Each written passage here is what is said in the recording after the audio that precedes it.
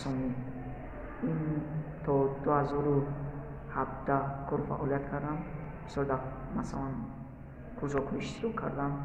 بعد با من یک ضعف پیدا شد، اومدم تحصیلم را در کالج رسومی دوام دادم. اسلام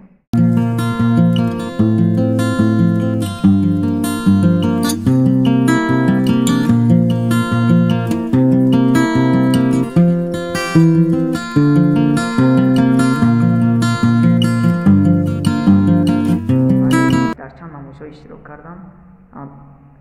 در 3 نمایش کارم را به فروش گذاشتم. آینده میخواهم یک ارکیتکت مشهور شوم، در امریکا تحصیل کنم، بعد به وطن خود برگردم، در اینجا کار فعالیت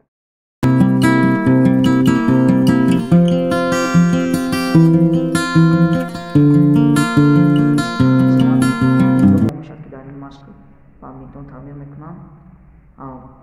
در شهر فرمانتپه اشتراک کردم در چمپیونات و جای سوم را اشغال کردم. بسیار ورزش ها من دارم، مثلا فوتبال، بسکتبال، والیبال، بسیار ورزش ها.